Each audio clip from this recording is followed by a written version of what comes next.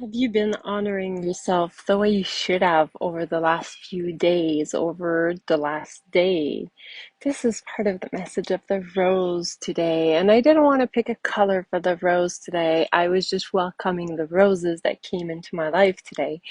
And the clients that worked with me today were all called to the rose. So I figured, hey, probably the rose is also for you today.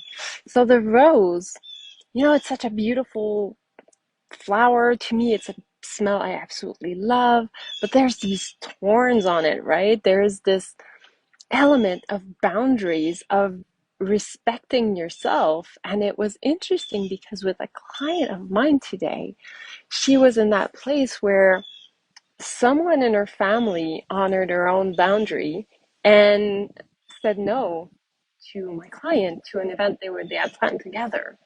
And she felt so rejected or abandoned through this. And I thought the rose was so perfectly aligned here in saying, but your value, your beauty doesn't change no matter what people around you say or don't say. And when people around you are gifting you with their absence, they're just making sure that you're also aligned. It's doing it for them, but it's also for you. Everything that happens in life is always serving you, right? So when the rose appears in your life, it's an opportunity to expand your boundaries or to be very, very clear as to what are your boundaries and making sure that you're first respecting, honoring those boundaries so that people around you can also get to know what are your boundaries. And when you allow your boundaries to be respected, that's the medicine of the rose. When you allow your boundaries to be respected, you'll also allow others their own boundaries. You'll respect that, right?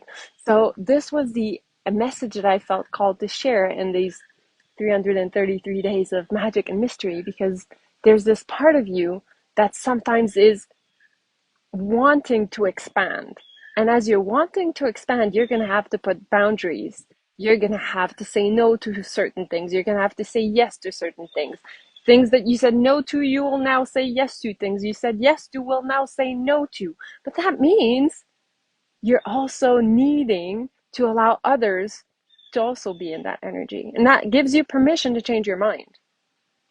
And if you're maybe a bit stubborn like I tend to be, I find it very hard to allow myself to change my mind. And and that doesn't feel so great because I want to evolve, right? When we want to evolve, we want to change the way we see things so that the things we see around us change. That's the invitation here. So with the rose, it's which boundaries can you expand? Which boundaries need to be firm in place? How can you allow others to have their own boundaries? How can you have your own boundaries? And just live with that energy and give yourself permission to be a thorn once in a while. If it hurts someone, so what? You're giving them the gift of honoring yourself. If you're in my life, there's no bigger gift, there's no better gift. And I will say thank you for that. So, just telling you, I love you. I look forward to tomorrow. I think tomorrow we're going to talk about the blue jay because it's been twice today that I see it already.